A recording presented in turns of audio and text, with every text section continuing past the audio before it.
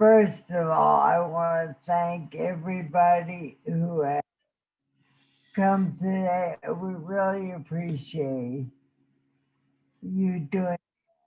I want to acknowledge all the groups who are involved in the planning.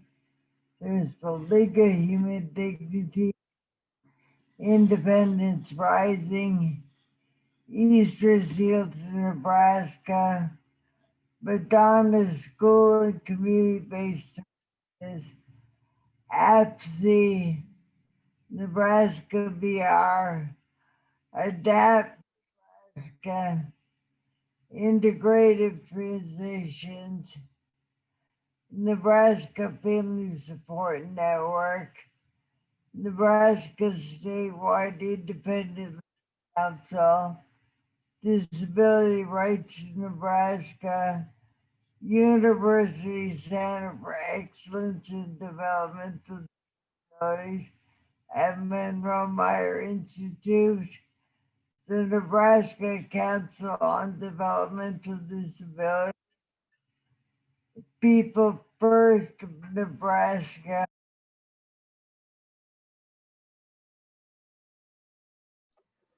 Kathy? You're on mute. You got mute.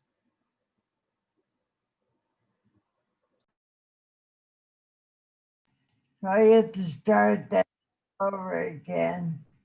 You can start People First is where you get muted. Oh, okay.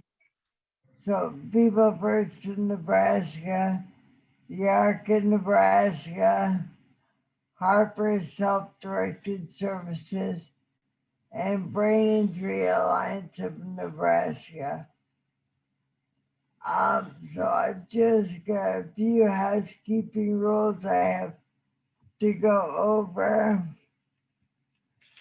The first is we have put in keystrokes for Zoom, and it's available in the Dropbox.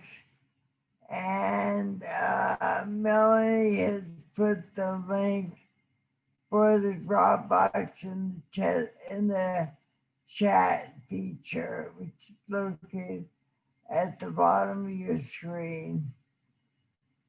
We're asking everybody, if you're not an interpreter or one of our panelists today, to shut off your video and mute yourself, so it will make the sound better for everybody.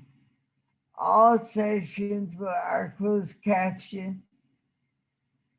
So to turn that on, go down to the little CC button at the bottom of the screen. There's an arrow beside it.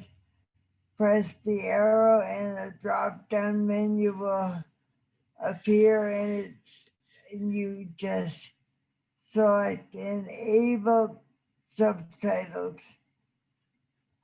If you have a question for any of the presenters, please list them in that feature.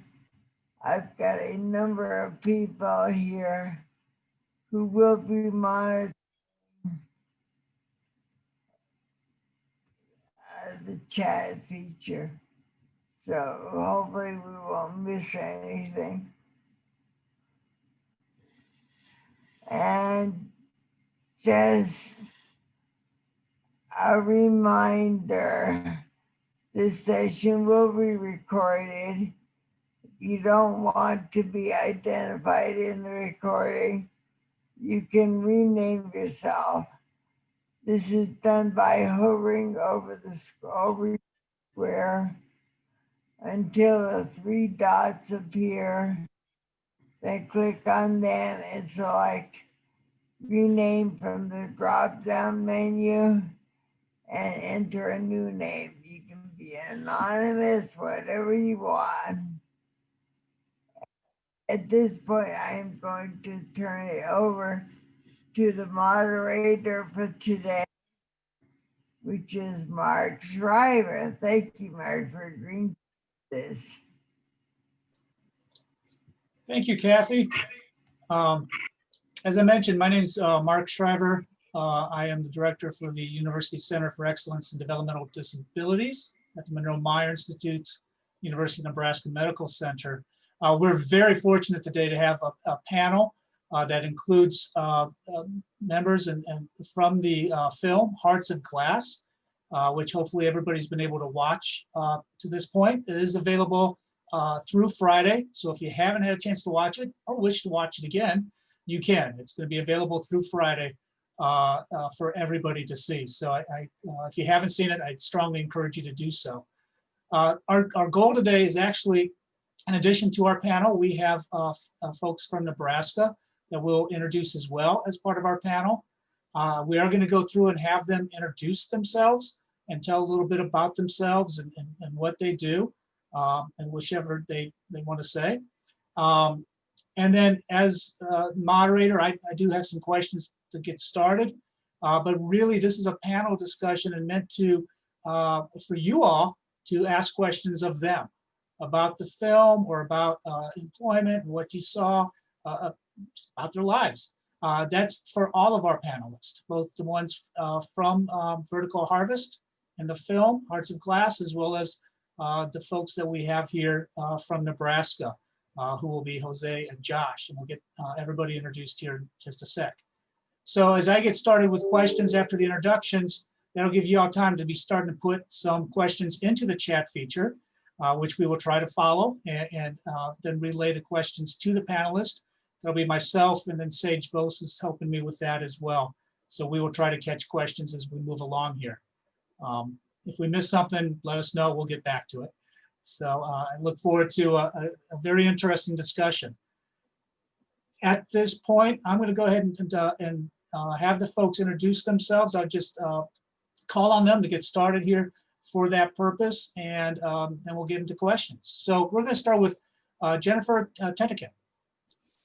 Thanks, Mark. We're so excited to be a part of this virtual programming that you have for National Disability Employment Awareness Month. My name is Jen Tennican. I'm the director of Hearts of Glass, and I've been making community films for about 20 years. I moved from Boston to Jackson, Wyoming in 2002 and have done 3 feature-length films since I've been here, all focused on community, varying from stories about a local bar to a local conservation icon, and then this one about a very innovative vertical farm with a dual mission around local food production and competitive, inclusive employment for community members with disabilities. Yeah, we're just delighted. We're having a lot of impact with the film, and it's something I really didn't have in my previous films. So being part of these conversations is a great treat, and we're excited that we can bring virtual programming during this challenging time with COVID. Great, thank you, Jen.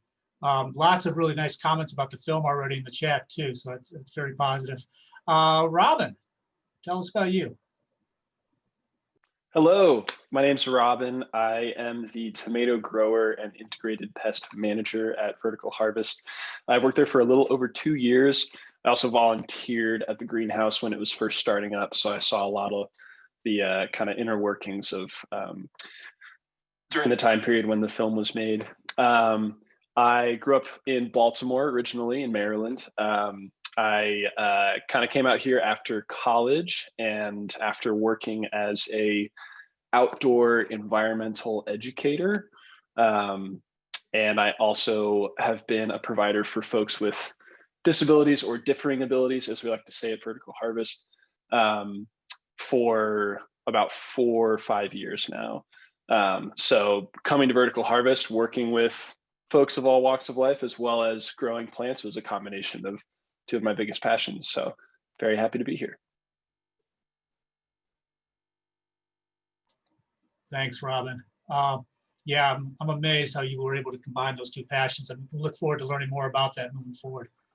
Thibaud. I'm still amazed. Thibaud, tell us about yourself. My name's Thibaud Sanchez. I was originally born in Bozeman, Montana. I moved here to Jackson, Wyoming when I was in 6th when I was 6. What do you do at Vertical Harvest? At Vertical Harvest, I am the packaging associate. I'm a microgreens associate. I'm a market associate, and a tomatoes associate. How long have you worked at Vertical Harvest? I worked there for about 2 years. You have a lot of responsibilities at Vertical Harvest, so we'll look forward. I mean, that's 3 different jobs I heard right there, so that's fantastic. We'll learn more about that too today. Let's see, Josh, you want to introduce yourself? Hi, I'm Josh Wallace. I am 29 years old, and I was born in Mesa, Arizona, and then lived partly in California, and then here in Omaha. I currently work at Office Depot. I am a cashier, a logistics associate, a sales floor associate, an Omni part of the store where a lot of online orders go through. I do a lot of that. And I am finishing my 2 weeks at the theater. I've worked there. So that's a little bit about me. You've been really busy too. You got lots of opportunity, lots of jobs going on. Good. Jose and Tara are our final panelists. Hi, my name is Jose. I work up border for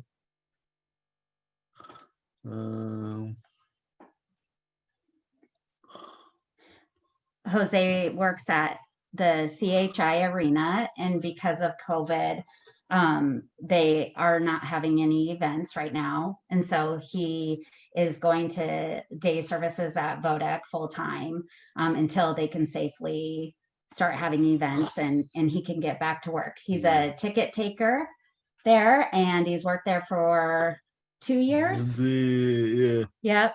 And just loves it. Loves it. I'm Tara Harper. I'm Jose's job coach. I've been job coaching him at CHI Arena for about a year, and then COVID hit, and so it's changed up a lot. I'm also Josh's shared living provider.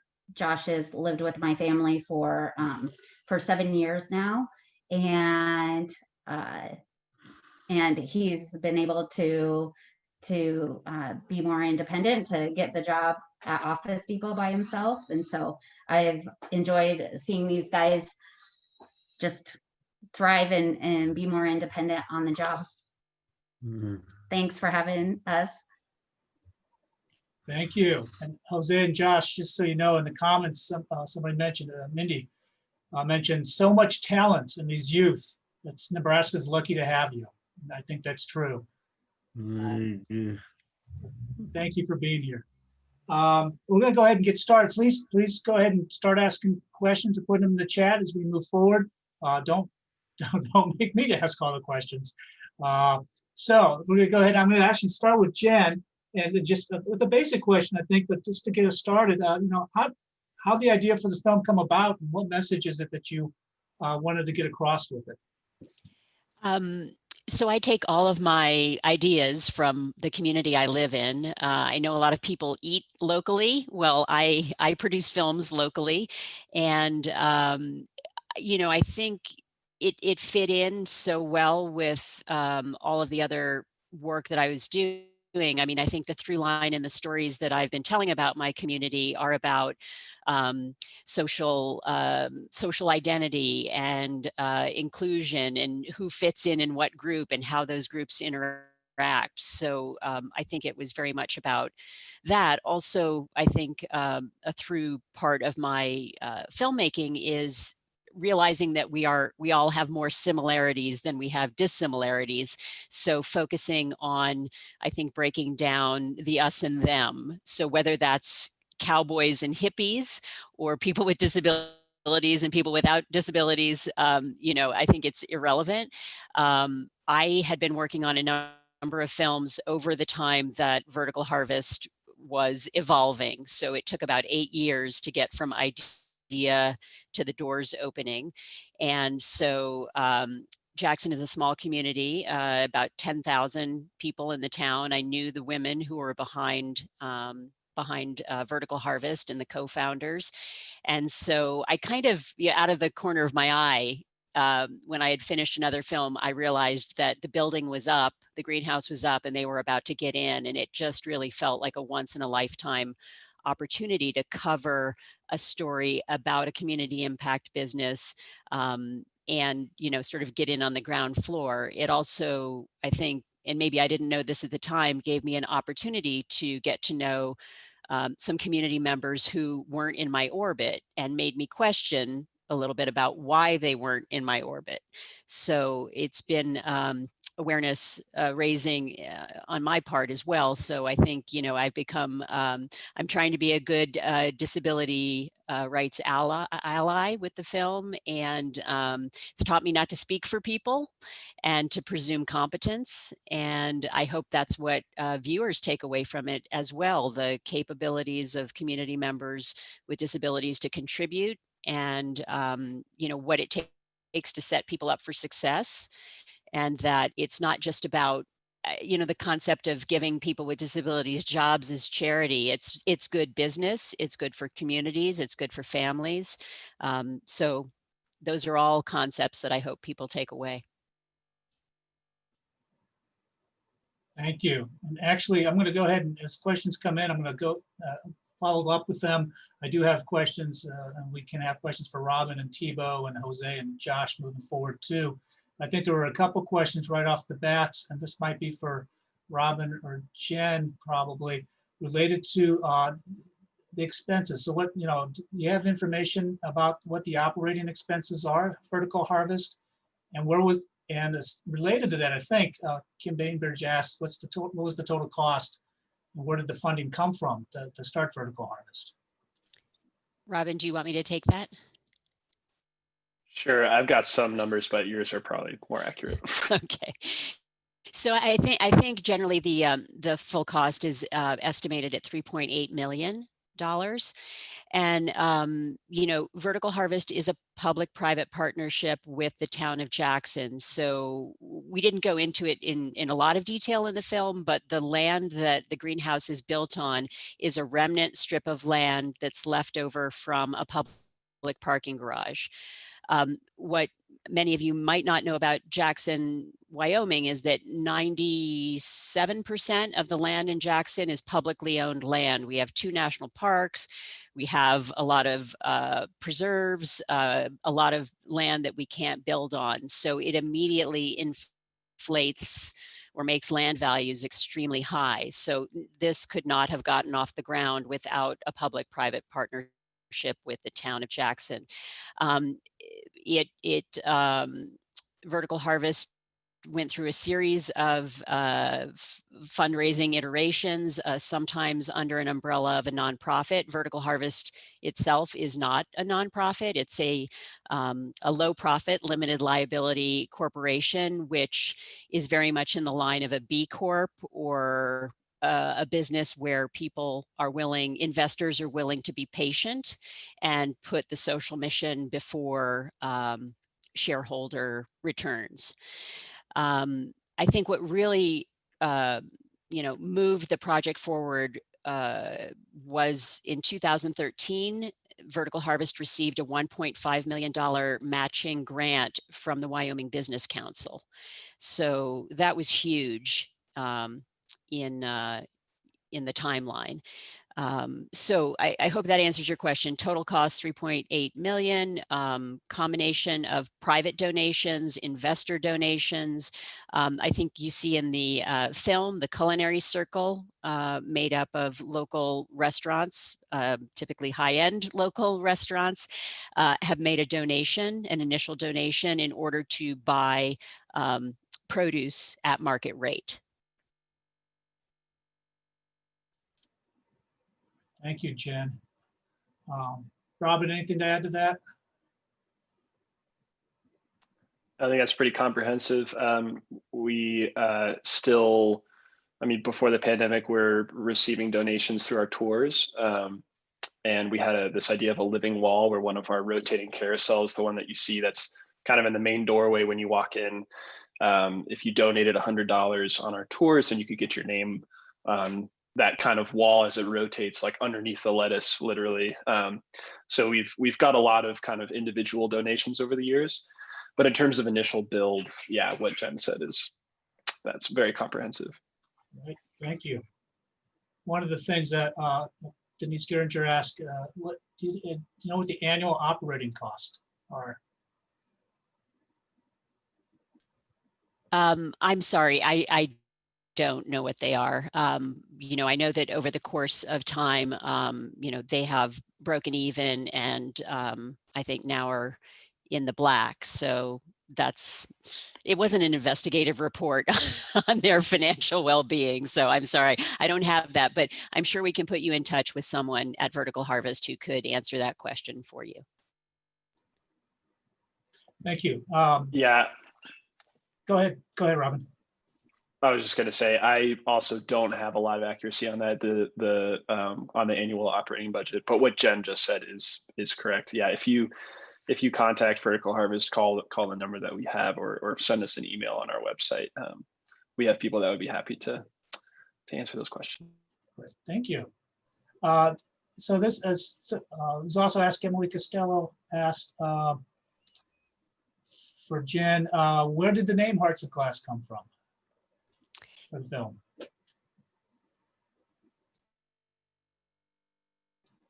Sorry. So I have a history of naming my films really long names. And I thought, wouldn't it be neat if I could come up with a short name for a film? So I love the idea that hearts, you know, can represent people and glass is the greenhouse in the building. So that's really what it represents to me. Great, thank you. I'm going to bring Jose and Josh into this a little bit because Jen talked about, you know, the message with the film. And Josh, I was curious as to, when you watched it, what did you take away from the film that might be important as an employee in Nebraska? So I thought that a lot of the similarities were there. They have competitive employment, competitive minimum, like people being able to make minimum wage. Pretty sure most places offer like job coaching. And then like the benefits that Vertical Harvest has, a lot of places have that here too. Jose, how about you? What did you take away from the film that you thought was important for employees in Nebraska?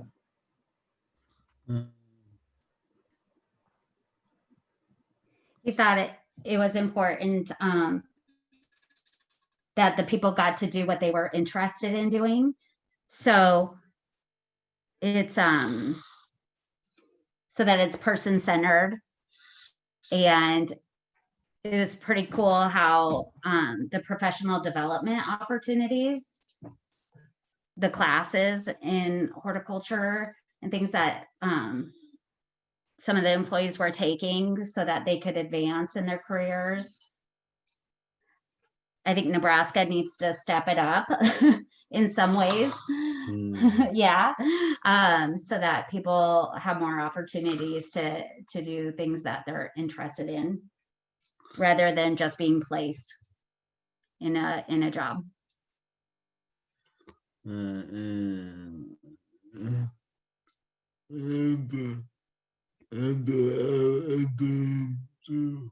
A dream.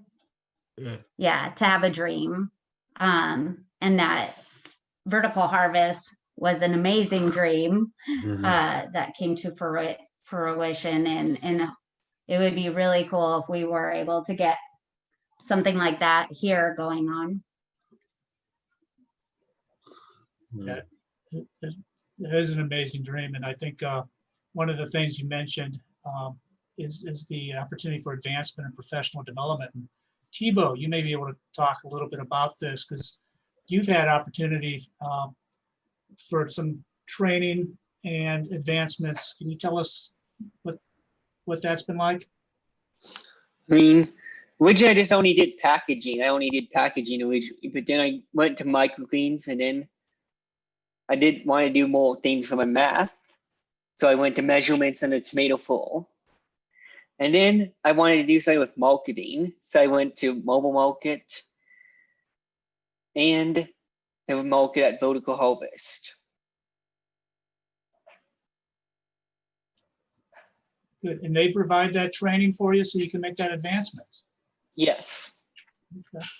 And Robin, are you involved with some of that training too? Yes, we actually just started our second round of what we call milestone marker trainings. And that's where each employee sits down with their managers, their team, and our kind of like Grow Well model person, Caroline, who you saw in the film.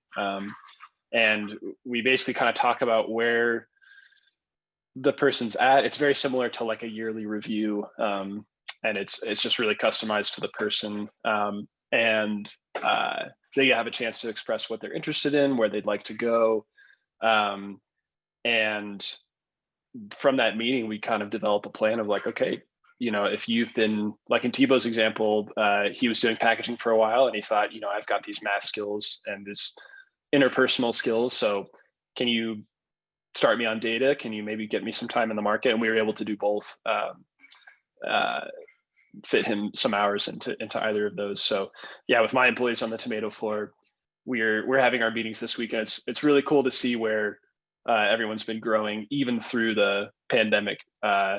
It's actually funny, the pandemic itself has put a little bit of pressure on us, as you might be able to relate to, in many ways. And one of them is kind of being more productive with fewer people in the greenhouse. So a lot of employees have stepped up and learned more. So yeah. It's a good. There's a couple of questions I'm going to ask shortly here related to pay and wages. But you mentioned COVID, and somebody did. Travis Hannah asked, "How are things going with COVID?" This might be for Jennifer, Robin, Thibaud, in terms of how have things been affected at Vertical Harvest and with the employees too. On the COVID thing, I was not able to work at the greenhouse for a long time. Same with my other job at the library. I got back at the library in August, late August. And for Vertical Harvest, I did the People's Market this summer. There's gonna be one on Saturdays at the fairgrounds.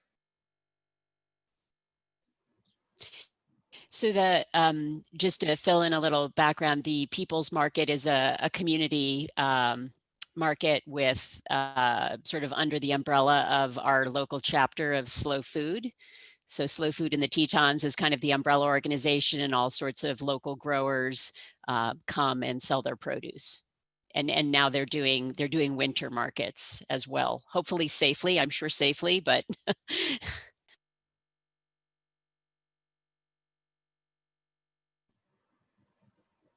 So it sounds as if, and I think we had the same experience from what Tara said before here, that I know Jose's been impacted by COVID and not being able to work. Josh, has that impacted you? So at first it did. I was working at the Majestic Theater through Omaha. We were open, and then COVID hit, and then they closed down for 3 months. Then we reopened in like mid-July, and then they only opened 4 days a week, and we're only open from like 12 p.m. to 8 p.m. To see how that went. And then down the road, they opened 7 days a week, try to get a little bit more business, but to find out that COVID just hasn't the effects with it. So they had to go back to only having 4 days open, 12 to 8, and only like they cut hours severely with a bunch of employees. And so then I took the opportunity to try to find a different job. And that's when I found the Office Depot job.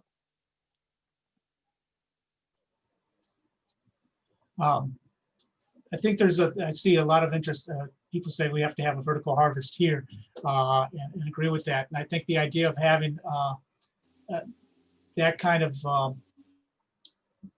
business that starts right from the beginning to include people and the kind of upstart of it is really important, whether it be a greenhouse type hydroponic greenhouse or something else. I think there's some interest in how, you know, things operate with that then, you know, and so there's some questions on, and Robin, you may know this, do the engineers who work on the project donate their time or were they paid? I know in the film, there were some engineers that were coming in and consultants, but they're also, I don't know if they're employees. We talked a little bit about this right before coming on, actually. The software people, for example, are they volunteering or are they paid? Yeah, the majority of them, I mean, as far as I know, pretty much 100% are paid contractors that come in, whether they're engineers, software developers. The kind of donations and grants that we've gotten through many different avenues are what then pay for those kind of bigger expenses. The consultant who you probably saw in the film, well, I guess there were two Dutch consultants. The first was more of an engineer, and then, oh, correct me on that. Yep. Martin is Dutch, and Thomas Larson is a Dane. He's Danish. So just, we don't want to lump those Norwegian-y people all together. Yeah, there you go. Awesome, thanks for that. Yeah, so those two guys came in internationally, mainly because that area of the world has a lot of generational knowledge about greenhouse farming, and they were both paid for their time as well. So yeah. And Thibaud and Robin, can you give Kim Bainbridge looked up and minimum wage in Wyoming $7.25. Give us an idea of what wages are like at Vertical Harvest typically. No, mine started at $8 an hour and went up to 11.25 once I grew.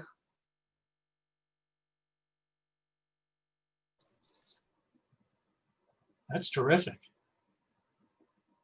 Yeah, and you know, a big goal that we have is paying living wages, and that you know, it kind of varies based on people's needs, you know, depending on if they're renting or if they're living with family, or if some people through their kind of like health care services, if it's Medicare or Medicaid, can't earn above a certain amount, or they have to earn at least a certain amount in order to qualify for their benefits. So there's a lot of customization in that. But generally, I mean, there's no one that gets paid $7.25. Everyone's above that. And especially through this milestone marker program, you know, we're checking in every 6 months or so to make sure that people are getting paid what they deserve if they have new skills, that kind of thing. I'm not sure what the average is, but the employees that I know about that I work with are at least 10 or more. And if I could just jump in for a second, just to remind people that the film is a snapshot of the first 15 months of the business, and there's a lot of chaos that can be involved with startup. And I think one of the things that you don't see is people with disabilities moving into management positions during that first 15 months, but subsequently that has happened. There are two employees, Michelle Dennis and Sean Stone, who are now in management positions.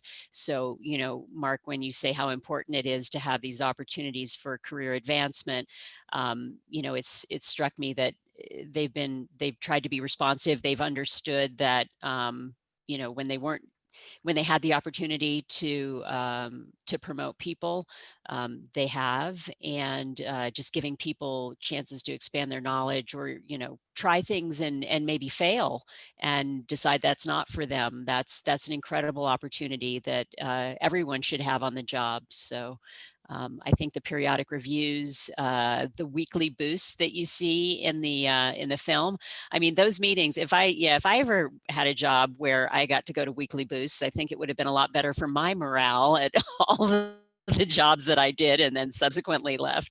But what I think is you know, interesting and good for the business and good for the employees is the focus on personal and professional development and this corporate culture of inclusion.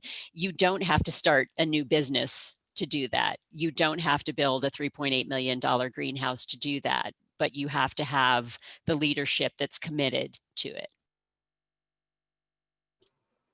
It actually leads nicely to a question from Leanne Whetstone. And this might be for Robin and Thibaud. What were the challenges in job training for the different positions? Were job coaches utilized? And how did that go? I mean, we used to have Lavelle, but that could be inhibitory, as like Tracy Welch said, how you had to clock in and clock out on different departments, which be like painstaking when you first do it, but then you realize it's important to keep it so you know which the exact hours you worked in each department.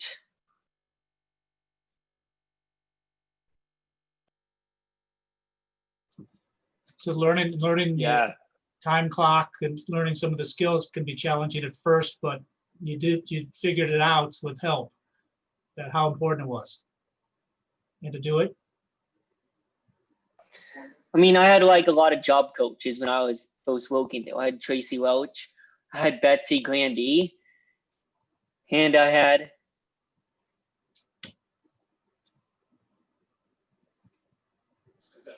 that's it. But I mean, Betsy also has a son who has autism. He works there too. He was the one in the film. Was that Ty? He's Ty's housemate. Yeah, they own the house together.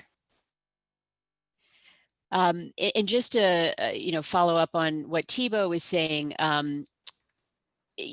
obviously in the film you see job coaches working and what supported employment looks like. The job coaches are paid through the Medicaid, the Wyoming waiver, and so Vertical Harvest is not paying the supports, they are paying the employee, and they are paying the employee directly. So that's just, I think, I know just enough to be dangerous on many of these things, but I know different states do it different ways, but that's the way it works in Wyoming. I think the other thing, and obviously you can see even here, we're doing it with natural supports, right? That people aren't necessarily paid to be job coaches, but Thibaud and Robin can support each other through a presentation. They can support each other in the greenhouse, and that's something that again, just gets reinforced, I think, with the corporate culture. Also, again, what you mentioned, Mark, is a business that from the get-go has the mix. You can just see everybody pulling together for the same goal. And that helps, I think, just with this sense of community and helping each other and making it a better employment experience for everyone. I think that was something that was really apparent in the film was both those natural supports as well as what was coming in terms of some of the job coaching that was being done in terms of training. It made me wonder about here in Nebraska, and Josh and Jose, you can comment on this, and Tara in particular too, in terms of what supports both natural and then in terms of job coaching has worked for you, and then or what have been the challenges.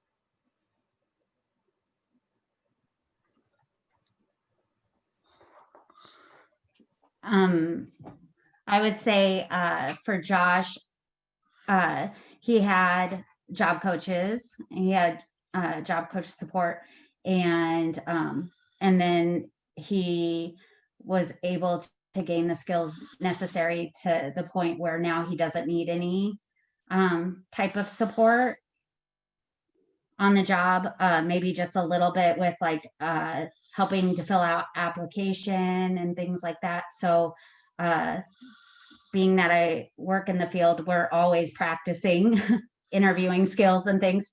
So just a little bit of support from myself. And then as far as Jose went through our project search program at UNMC and graduated in 2018 and then landed the job at the arena where he had supports, And then the agency, because you've heard over this week, that there was a time where everything switched from DD to voc rehab. And so with the funding changes and everything, his agency wasn't able to support him anymore. And so as an independent provider, and as my family's the natural support for Jose, we luckily, even right now, we're the only, I'm the only exception.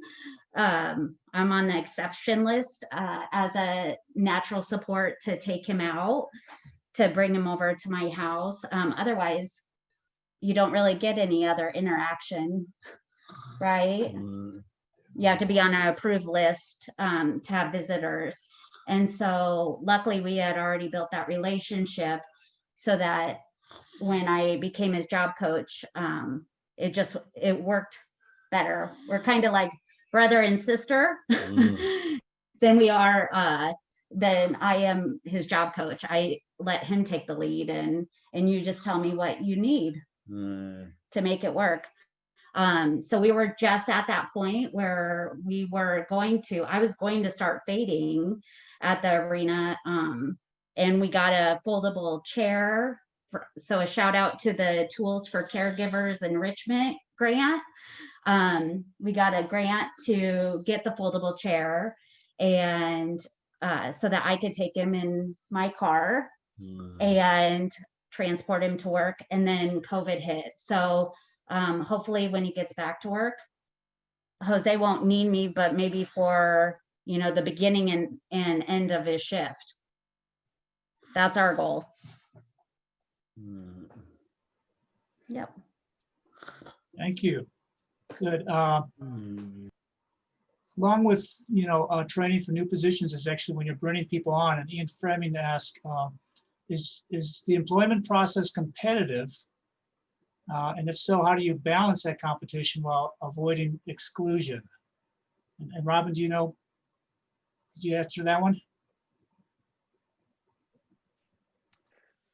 Yeah, so in my time in a management position for about a year now, the hiring process has become definitely a little more competitive. I myself don't have a ton of experience on the back end of like putting out the ads for new people and kind of like interviewing between the pool. Jen might have a little more to say about that for the first startup years. But as far as I know, since we have more and more people now in the greenhouse, there's not as much need. When I first came on a couple of years ago, we still had a lot more need than we often had time and labor to fill. And so if someone wanted to work and have a customized employment experience here, we usually try to fit them in somewhere. And now that we have more and more of our work taken care of, it is a little more competitive. So, if someone is really expressing that they want to work here and that they're ready, they'll get preference. And I think we also kind of recognize to always think about, if we have a certain need for tasks, what pool of people should we draw on so that we can be as inclusive as possible about that. I don't know if Jen, you have more information on that.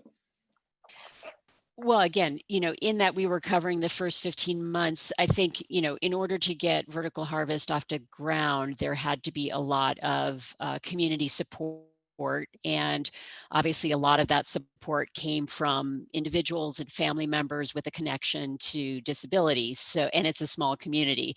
So in a way, the first group of employees was kind of already picked because they were running trainings even before the greenhouse was completed. They were trying to do sort of proactive education around hydroponics and what it might be like to work there. So I think, in all honesty, probably the first round of hiring wasn't completely competitive because of the way it evolved. You know, you can't have something kind of in the works for 8 years with people being like, you know, we're going to work there. We're going to, you know, I mean, and generating that kind of an excitement. So I would say, you know, the first groups of workers was already chosen in a way. But I think what they found is, and there's not a lot of turnover. That's the other thing. So I don't know how much they've had to explore competitive hiring. But I know that that's something that they're dedicated to. So it just remains to see, you know, what kind of turnover there is. But, you know, to be completely honest, again, you know, the way the company evolved, it is not going to fit some standards of competitive integrated employment. But, you know, when you look at, so competitive integrated can often be defined by sort of a percentage of people with and without disabilities in the general population. And, you know, that's maybe more easily applicable to businesses that are already up and running, you know, an insurance company, whatever, post office, whatever. But I think something like this that's so new and innovative, it takes a while to kind of catch up. And plus part of the social mandate, and this is also, I think, an issue with rural communities, is that the opportunities for good employment are fewer and farther between. So I think all of those things play into it. The makeup of Vertical Harvest is essentially 50-50 people with and without disabilities. And I think Robin and Thibaud, you can correct me if I'm wrong, but I think the maximum number of employees before COVID hit, it was about 41. And, you know, so that's a significant chunk of employment in a town our size. Yeah, one last thing I'll add on to that is when we do have positions, if we are hiring, we broadcast it to the team first to say, you know, if you're interested or if you know someone who might be interested in it. Like we just hired on a new sales lead. And so we, you know, at our boost, which is now virtual, broadcasted it to the company first before we, you know, put ads in the newspaper and that kind of thing. So we definitely want to make it open to everyone who might be interested in it. That actually leads nicely on. Denise Geringer asked, what are the types of positions or expertise needed to manage the operation? So you mentioned this, Jen, in terms of getting it started and the management, and Robin, you have a very unique history coming into this. This is such a good match for you in terms of your both your education as well as some of the experiences you've had. What do y'all look for? What's needed to manage this?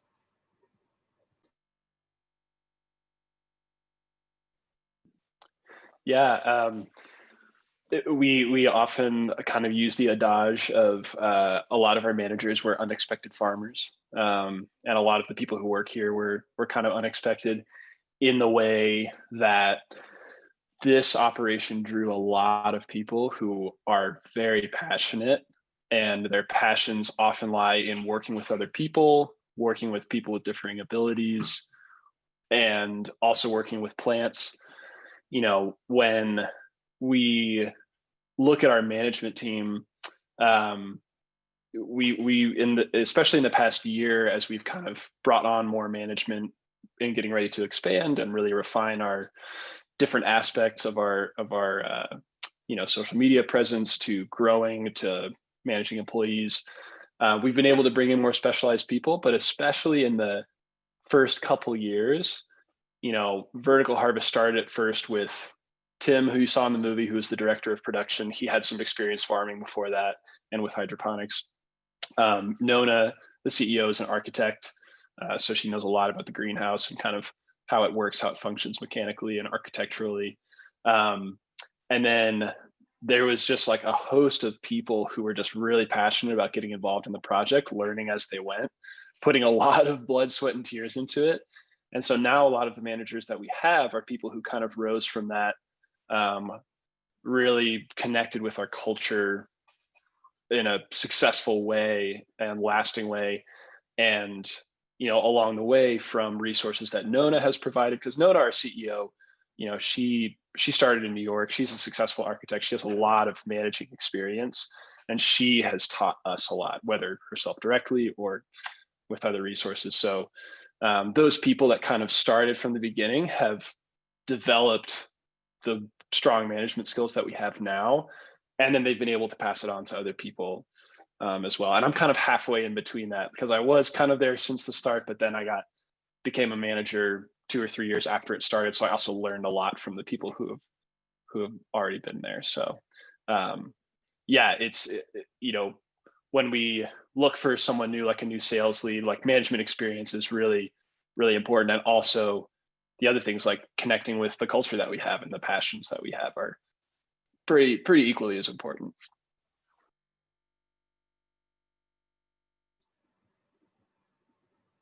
One of the things I noticed in the film is it wasn't just focused on what was happening at work, but everybody had also talked about where people were living.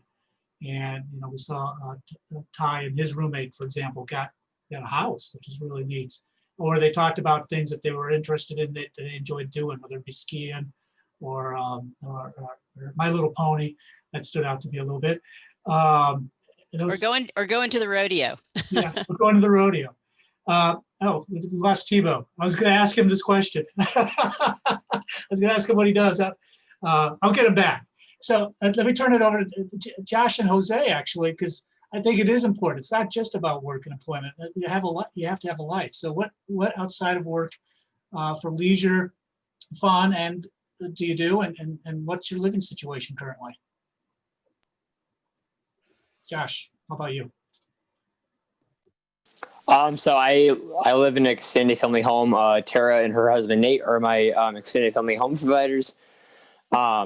And for fun leisure activities, I like to do outside of work, hanging at home, watching movies, going out to the park, shooting hoops, skateboarding, riding my bike, going to the movies with friends, stuff like that. You're pretty active. Skateboarding, riding bikes. I try to. Yeah, I can't skateboard anymore. How about you, Jose? How about you? What do you like to do, and where do you live? I live in Omaha, and I like movie, scary movie, and I like to play video game. You like scary movies and playing video games. And to spend time with my friends. Yep, spend time with your friends. Jose doesn't talk about it enough, but he's a poet. He loves to write poetry, and so we've been working on getting some of them blown up and then framing them and putting them around his room. You love to do that. He lives in an apartment with 2 other individuals and has a agency provider that provides support while he's at home. You do have a good amount of alone time, so he's can stay in his apartment and hang out by himself whenever. And when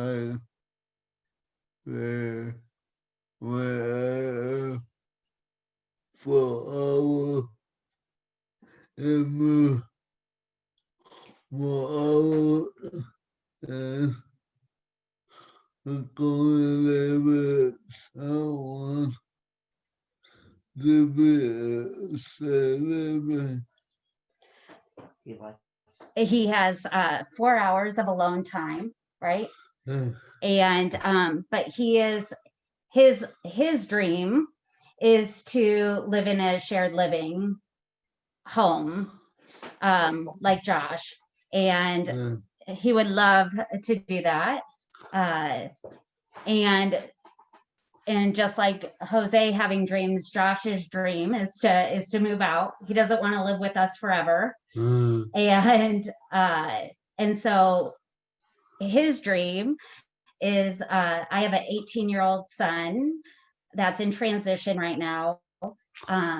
He has a developmental disability, and him and Josh's dream is in 3 years that they will move out. So I loved hearing the story, and especially the dad's perspective about how it's costing the state so much less to provide a living situation like that, and that they're fulfilling their dreams of being,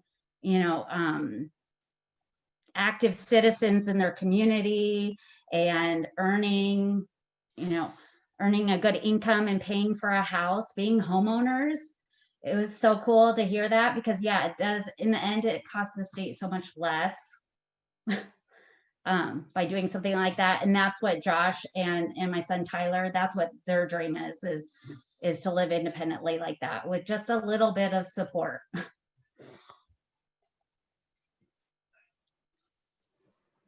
Thank you. Gosh, I hope we can fulfill those dreams sometime. Thibaud,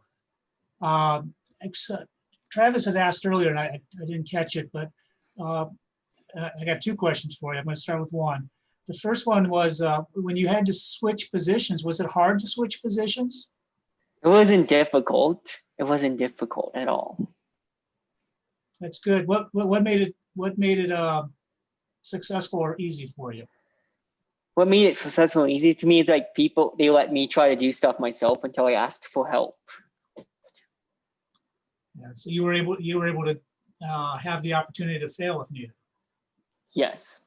It's nice. It's nice. Good. And they were there to support you though when you needed it.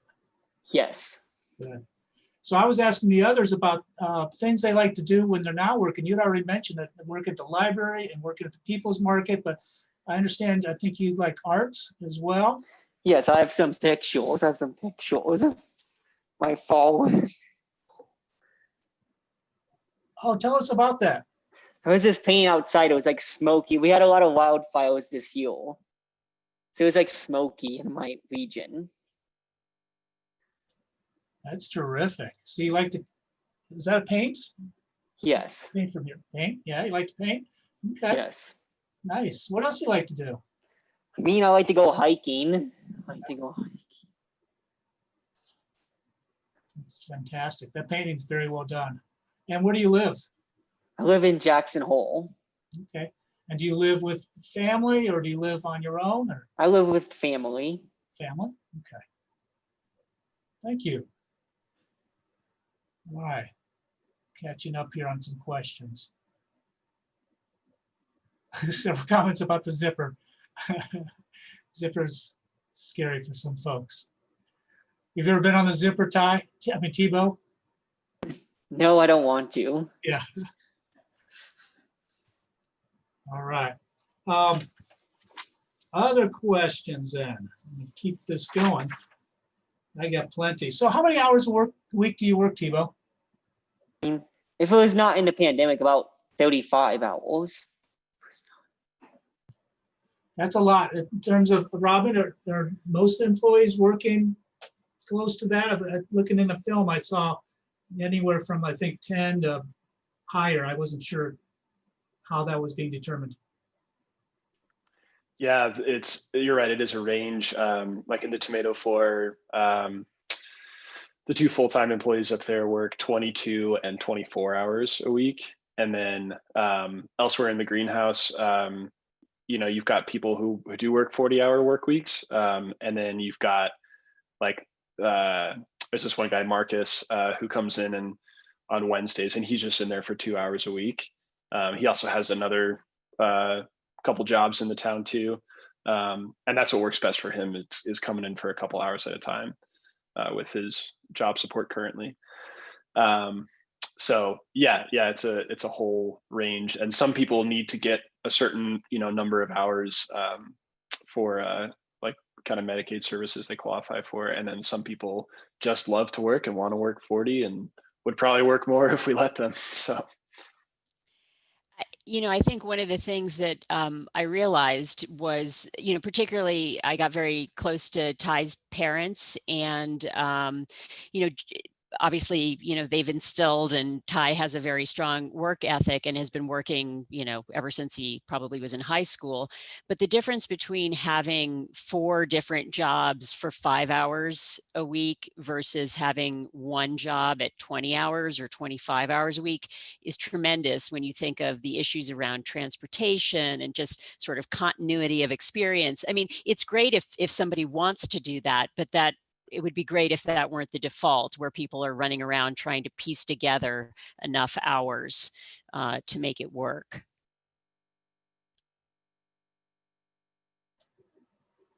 Thanks. And Josh and Jose, right now I know Jose, you're limited because of COVID. How many hours are you working, Josh?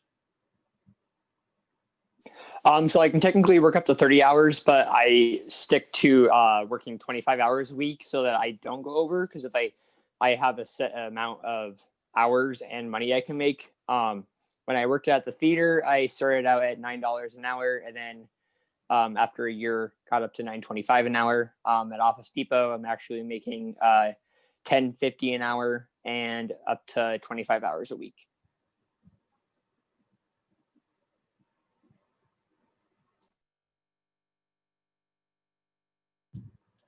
Jen, one of the things that you've had an opportunity because of this film to interact with people from across the U.S. in panels like this, or and live, probably live quite a bit too, prior to COVID. I'm curious as to what you've learned about employment for individuals with disabilities across the U.S. Are there some common themes that you've seen, or some noticeable differences between states? Well, I mean, I think every state is probably in a slightly different place in terms of, their commitment to competitive integrated employment and what kind of policies are in place. I mean, I think the consistent things from state to state are that the USEDs like yours, the Munroe-Meyer Institute, are doing amazing work, that the disability rights networks are doing amazing work, and the parent resource centers are. But, I think some of what I've learned is more reactions from sort of general viewers who, for the first time are realizing community members with significant disabilities can contribute. So, I mean, I think that's both uplifting and slightly depressing in a way, that it's a pretty low bar, but I think you have to get to the general public.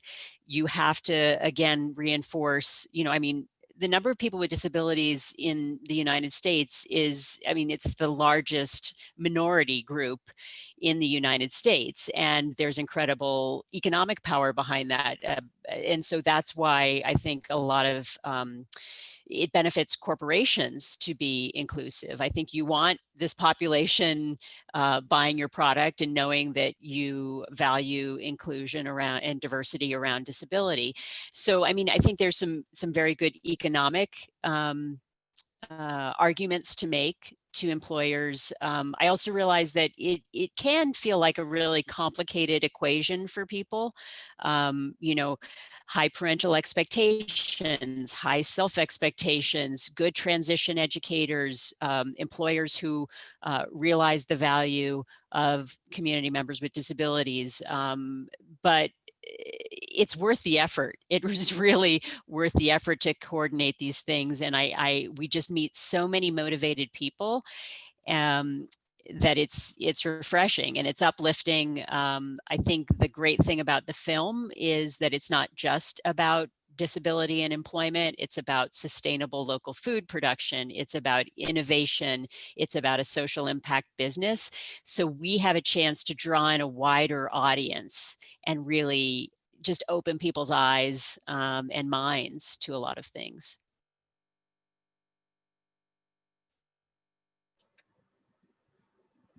So currently, this is a question that was from earlier. I'm not sure I asked it. Is Vertical Harvest is breaking even financially? They are, to my knowledge, they are doing fine. And we talked actually very briefly before this, and there's a replication site too, or more than one? The one that's mentioned at the end of the film is actually one in Lancaster, Pennsylvania, which is kind of temporarily on hold. As you can imagine, it takes a lot of time and organization to bring together the components to have a vertical harvest in one's community, the right partners. So they're, I think, in a fundraising mode and sort of have stepped back to a planning mode for the one in Lancaster, but the one in Westbrook, Maine, which is essentially in Portland, Maine, is moving forward. And the other exciting thing is this year, sorry, Vertical Harvest was selected as a like an innovation finalist for a Fannie Mae sustainability grant that included or was a combination of vertical farming and affordable housing. So they're actually running some feasibility analyses on 3 housing sites in the Chicago area. So it's exciting that it can be applicable to, you know, different underserved populations. And you know, has so many potential benefits to communities. That's amazing. That as you said, the adding the living component into there is really cool. I'll mention that some folks that are here in Nebraska may know this, but I just learned it, that there's my daughter actually told me this as we watched the film on Sunday. There's a hydroponic greenhouse in Maryville, Missouri, just 2 hours south of us. That is a nonprofit that employs individuals with developmental disabilities. I thought that was interesting. It's not a vertical greenhouse. They take up a lot of land, but I thought it was an interesting business because I had never heard of them before. They're called Let Us Dream, which I thought was a great name too. Yeah, I've heard of that. It's come up before. Yeah. Kristen Larson asked, can you address the sustainability at Vertical Harvest and the progress during the cold Wyoming winters? Because I know that came up in the film in terms of the temperature. Maybe Robin, you can talk about this.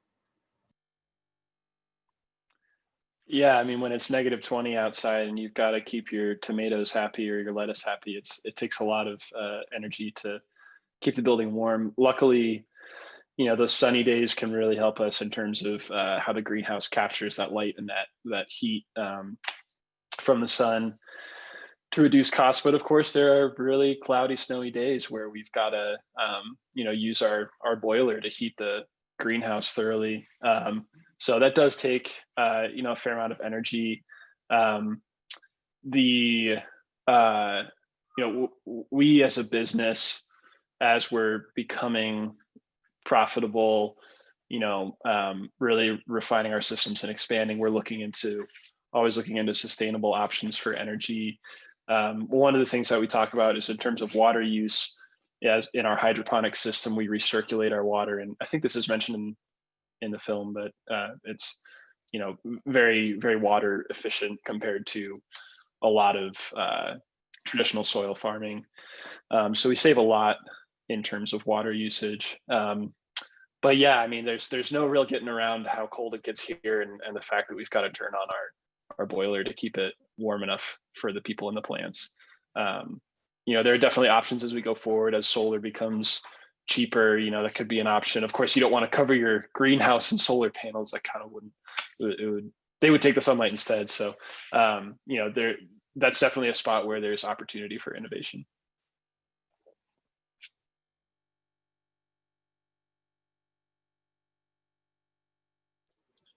Just looking more positive comments about the film, and it's just nice to see and appreciate how the teams work together and the family perspectives of these individuals' lives outside of work as well. And again, that I think that piece outside of work is really important, and that family support was, and maybe talk about this a little bit, Thibaud or Robin as well. It looked like there was some nice coordination between families and as well as the employees and the business. Can you tell us more about that? I know Ty's dad, Bill. I know like Mo Wobble. It's like she's also a provider, Mo.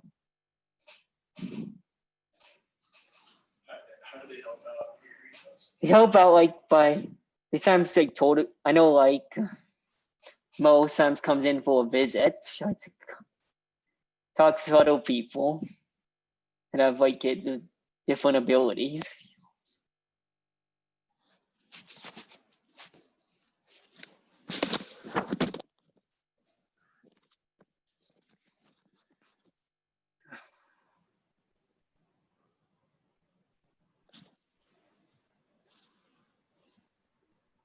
Good, thank you. How about Robin, in terms of working with parents, families, that's the level of support? Yeah, I'd say families are usually pretty heavily involved. I think mainly because for a lot of the folks in Jackson, you know, like Ty having Bill as his dad, you know, Bill's had to be do a like kind of fight for Ty for a long time, and now that Ty has so much support in the greenhouse, Bill's actually been able to move, you know, a little to a less active position in terms of advocating for Ty, which I think is nice because he's retired and he wants, you know, not to be working all the time. But so I think he appreciates that help. And like Jen said, he, you know, he's a big advocate with figuring out what makes sense financially for Ty, for paying for his living situation, which, you know, trickles down to us, helping us. And then, you know, Betsy, who's Colin's mom, is also a job support, so she's heavily integrated. Mo, who Thibaud was talking about, is a case manager. At one point, she managed like I think like a third of the people who worked in the greenhouse for case management, and she's wonderful. She's the one who taught me to always presume competence, and so yeah, I think the families in Jackson have contributed a lot to the culture that we've established here, and a lot of the kind of principles that we carry.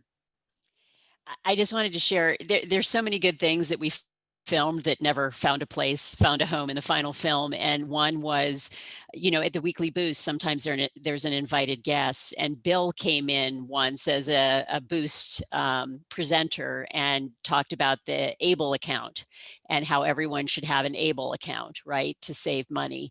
And, you know, I think just this concept of really supporting people's education and how to become more independent is really important. And people have so many things that they're dealing with, and families have so many things that they're dealing with. The value of having someone who's gone through it before or who knows how to navigate the process was really important. And it's been great to kind of see how people help each other out. Also, I think we presented at a number of national disability conferences, and you know, those are so important for people sharing valuable information.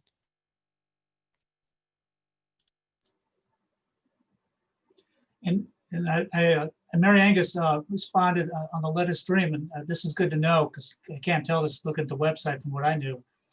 She said what she really appreciates about Vertical Harvest is that it is integrated and not just for people with disabilities. Someplace like Let Us Dream, I guess Let Us Dream is segregated, which I didn't realize. That's really good to know. Denise, I'm sorry, Geringer asked, can't recall if we asked this before, how many employees work at Vertical Harvest and how many have different abilities? Robin, you want to answer that? Yeah, what I think Jen mentioned earlier, that there's a little over 40 was our count right before the pandemic, and it's still at 40. It's just that we don't have that same schedule for all of those people coming in because we've had to adjust. But we have brought more and more people back on, and yeah, before the pandemic. Well, I guess I shouldn't really be saying before the pandemic. Currently, registered as employees with us, we have a little over 40 people, and about 20 of them have some kind of registered disability. So, you know, once the pandemic hit, we had to go down to a skeleton crew, which were mostly managers. That included Sean and Michelle, who Jen mentioned. Each of them have a registered disability, but they're also managers, so they were here. And we have been incorporating people more and more. Now it's getting back to that kind of 50-50 ratio currently in the greenhouse, but you know, we've had to really reduce the amount of people. So we're not really over like 14 or 15 people at a time still. But it is about half and half in terms of disabled or not.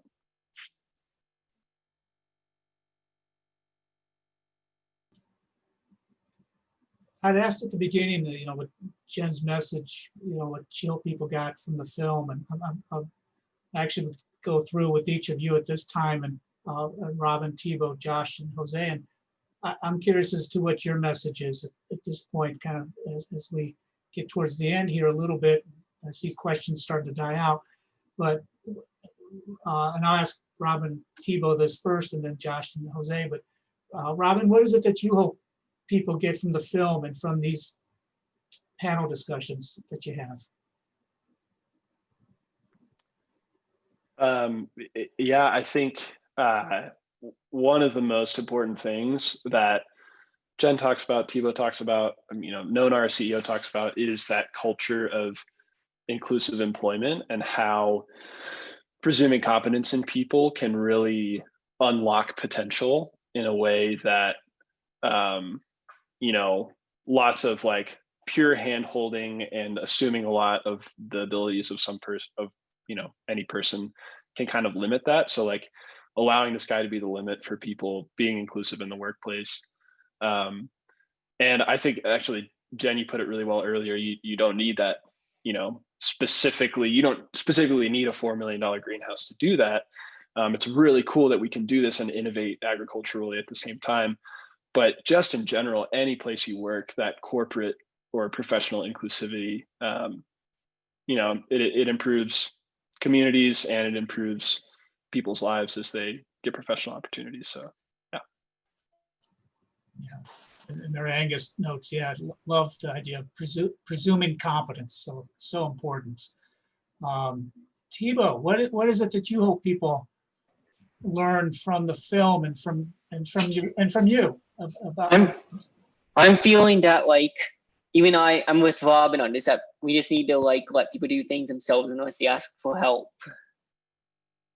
So I was thinking like another thing we could do is like a simulation of like we could simulate a different person's ability, be in their shoes. Like this is what it's like in this person's mind. This is what it's like. Then we can really see.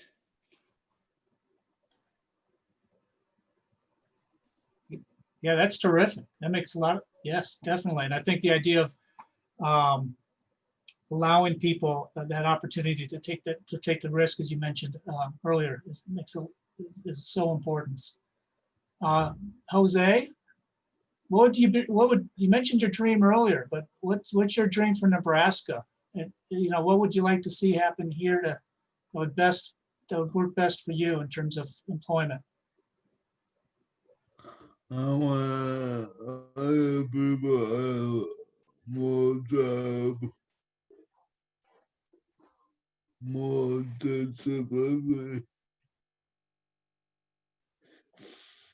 More opportunities for people to get jobs. Yeah.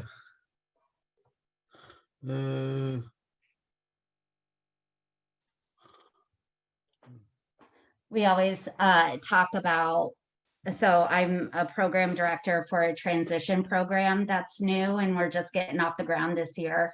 And we always talk about exceeding expectations. And so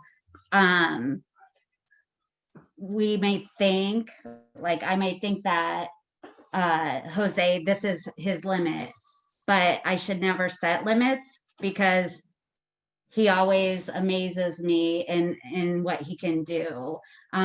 So everyone can exceed expectations. We're always in the works and always trying to overcome them. So so just like anybody else in the work world, we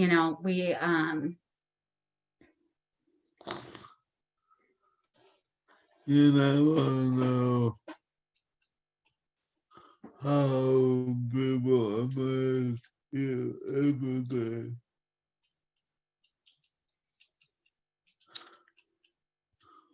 you may never know.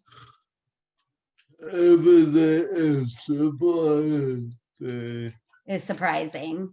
Yeah. Yep. Jose always tells me, just let me try, Tara. Just let me try. And trust me. And I'm like, I know, Jose, but I'm just so worried. I'm so worried because I'm responsible. He's like, leave me alone. Let me try. Yeah, that's fantastic. More opportunities to exceed expectations is what we need. Yep.